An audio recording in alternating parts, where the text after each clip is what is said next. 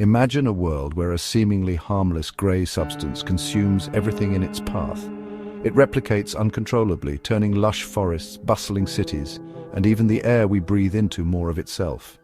This is the chilling scenario of a Grey Goo Apocalypse, a nightmare that has captivated the public imagination for decades. Fueled by science fiction and sensationalized media portrayals, the idea of microscopic machines turning on their creators has become a pervasive cultural fear. But how much of this fear is rooted in scientific reality? The Grey Goo hypothesis, while intriguing, remains largely a theoretical concept, far removed from the actual capabilities and limitations of nanotechnology as we understand it. This essay delves into the science behind this chilling scenario, exploring the origins of the Grey Goo theory and examining why most scientists believe it to be highly unlikely. Join us as we separate science fiction from science fact, unraveling the truth behind the nanotech nightmare. The term Grey Goo was first coined by engineer and nanotechnology pioneer Eric Drexler in his 1986 book.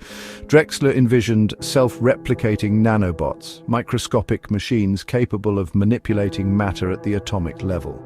These nanobots, designed for tasks like manufacturing or environmental cleanup, could theoretically multiply out of control, consuming all resources on Earth to create more copies of themselves. The Grey Goo scenario, as terrifying as it sounds, hinges on the idea of exponential growth.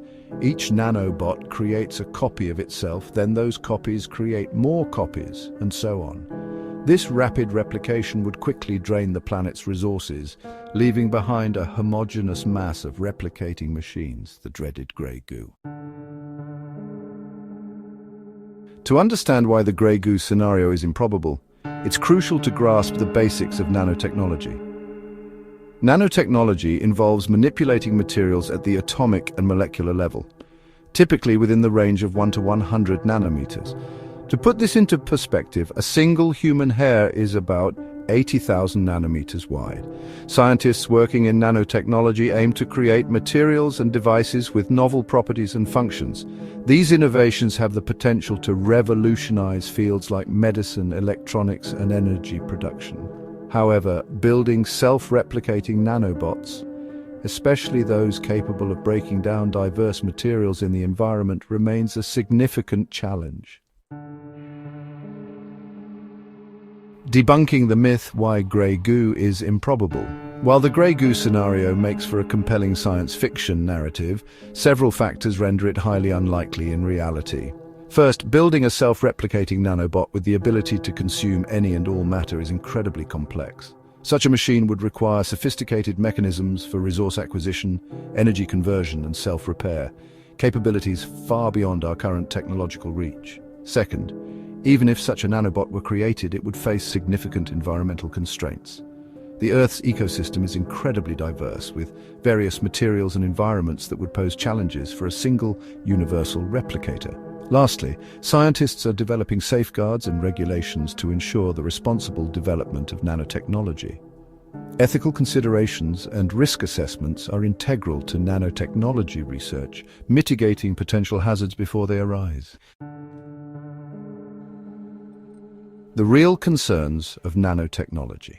While the Grey Goo scenario remains largely theoretical, nanotechnology does present real and valid concerns that warrant careful consideration. The potential for nanoparticles to accumulate in the environment or within living organisms raises valid questions about their long-term impact on human health and ecosystems. Additionally, the societal implications of nanotechnology, such as the potential for economic disruption or the misuse of nanomaterials for malicious purposes, require thoughtful discussion and proactive regulation. As with any powerful technology, responsible development and ethical considerations are paramount to harnessing the benefits of nanotechnology while mitigating potential risks. In conclusion, the Grey Goo scenario, while a captivating thought experiment, is highly unlikely given our current understanding of nanotechnology. While the idea of microscopic machines consuming the world captures the imagination, the reality of nanoscale science is far more nuanced. By focusing on the real challenges and opportunities presented by nanotechnology, we can ensure its safe and beneficial development for the betterment of humanity.